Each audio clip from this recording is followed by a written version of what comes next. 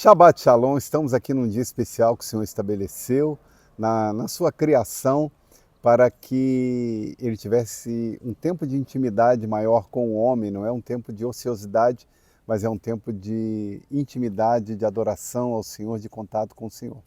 Estamos aqui na nossa contagem do Homer, no 12º dia, onde nós leremos a palavra aqui e abordaremos sobre a mentalidade hebraica. Nós já estamos falando sobre mente transformada e isso vai contribuir muito para aquilo que nós estamos abordando. Shabbat Shalom também. Na nossa leitura se encontra em 1 Coríntios, capítulo de número 2, versículo do 4 ao 8, que diz assim, ó: a minha palavra e a minha pregação não consistiram em palavras persuasivas de sabedoria humana, mas em demonstração do Espírito e de poder, para que a vossa fé não se apoiasse em sabedoria dos homens, mas no poder de Deus. Todavia, falamos sabedoria entre os perfeitos, não, porém, a sabedoria deste mundo, nem a sabedoria dos príncipes desse mundo, que se aniquilam, mas falamos a sabedoria de Deus, oculta em mistério, a qual Deus ordenou antes dos séculos para a nossa glória, o qual nenhum dos príncipes deste mundo conheceu, porque se o conhecessem, nunca crucificariam ao Senhor da glória.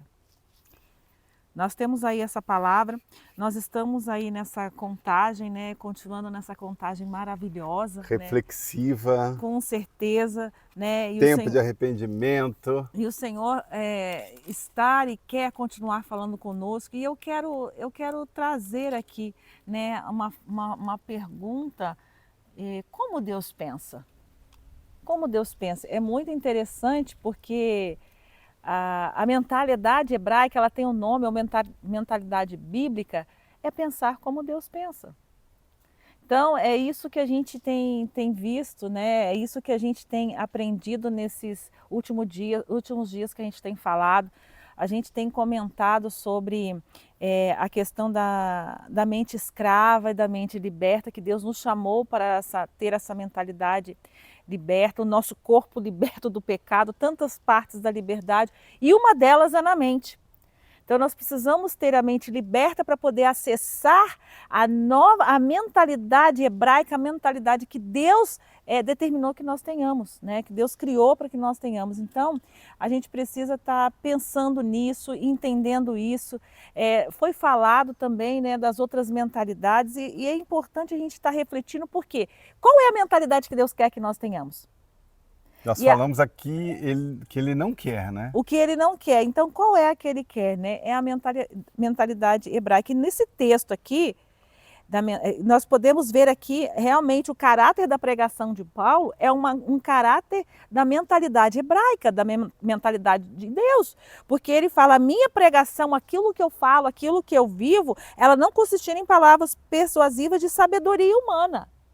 E a gente já viu uma das mentalidades que a gente abordou aqui, a mentalidade grega, é conhecimento humano, é a sabedoria humana. E isso você vê confrontando, indo contra.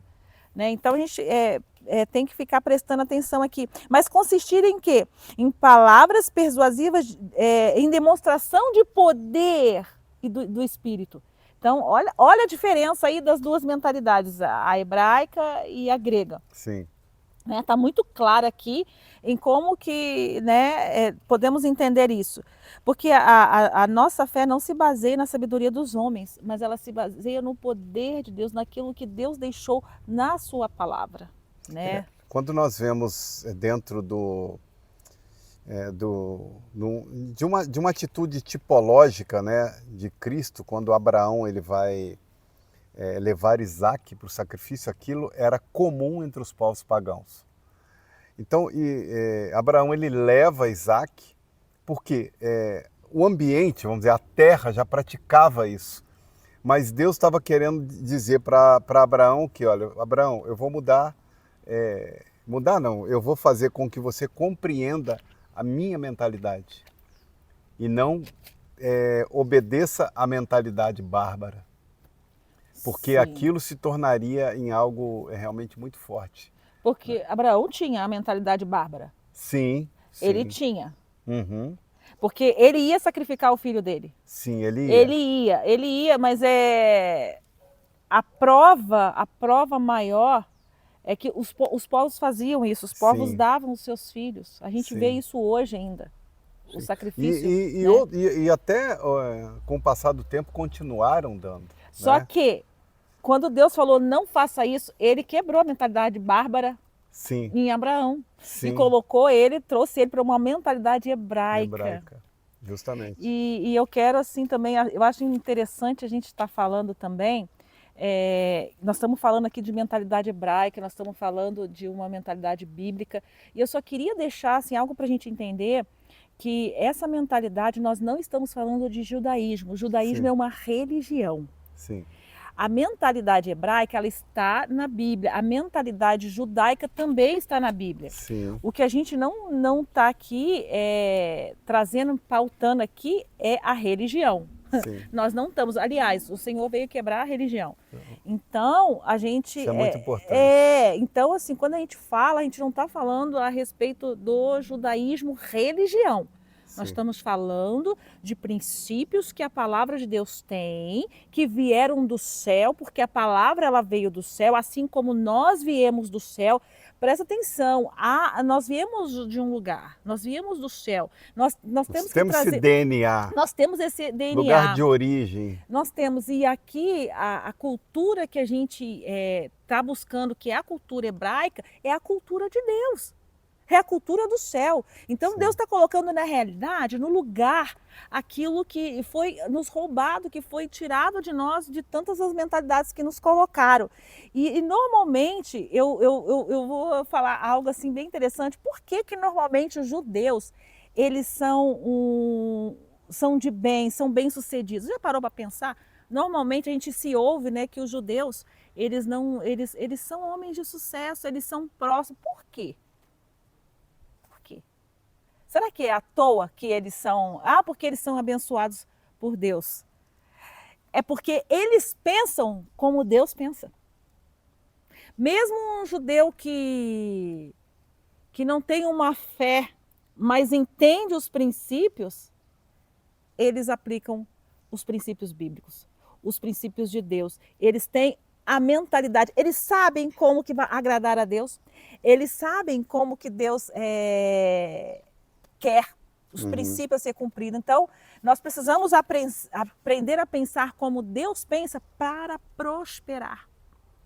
É simples. E quando a gente fala prosperar, não é uma questão estritamente financeira. Não, né? Em todas as áreas, entendeu? Tudo que tu tocar, abençoado será. Sim. Nós estamos falando de bênção e não de maldição, não de, entendeu? Então, de decretos proféticos da própria palavra, né? Sim.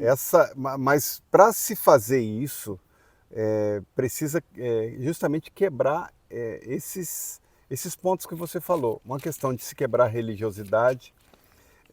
Quando a gente fala de quebrar a religiosidade, porque o sistema da religiosidade ele vai impor conceitos muitas vezes meramente humanos.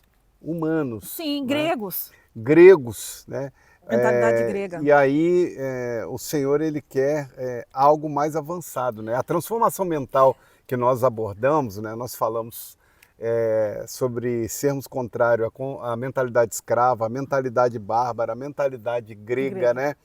Cada um com seus problemas, né? A mentalidade escrava cativando, né? Ou prendendo, né?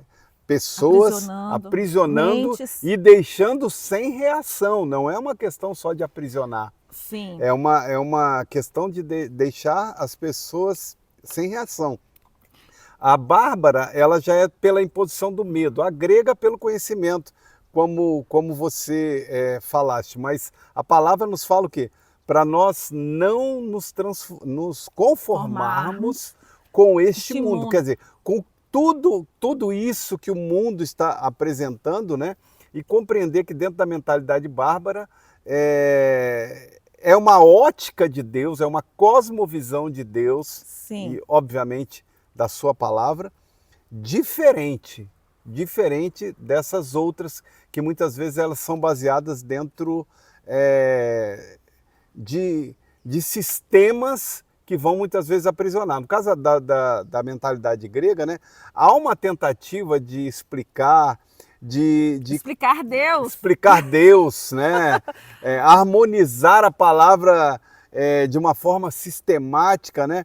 Mas isso é uma compreensão finita de Deus, é você estabelecer, colocar Deus dentro de uma caixinha e falar assim, ó, até aqui tu pode fazer, até aqui tu pode ser, né? Eu creio que é necessário um tempo de arrependimento sobre isso. Sim, né? sim. Quando as irmãs de Lázaro chegaram lá, quando Jesus chega lá e as irmãs de Lázaro estavam ali, né? Lázaro já falecido, elas chegam e falam assim, Jesus, se tu tivesse aqui, meu irmão não teria morrido. Olha só, colocaram Jesus dentro de uma caixa de sapato na sua operação. Quer dizer, até aqui a nossa mentalidade aceita, mas passou disso não. E Jesus foi lá e provou, né, que aquela pedra deveria ser tirada. Mas ela tinha uma mentalidade, porque eu sei que ele vai ressuscitar no último dia. Sim. Ela tinha uma mentalidade hebraica, um tanto quanto hebraica, mas o Senhor estava mostrando agora, eu preciso que você confie em mim de tal maneira, porque eu vou fazer o sobrenatural.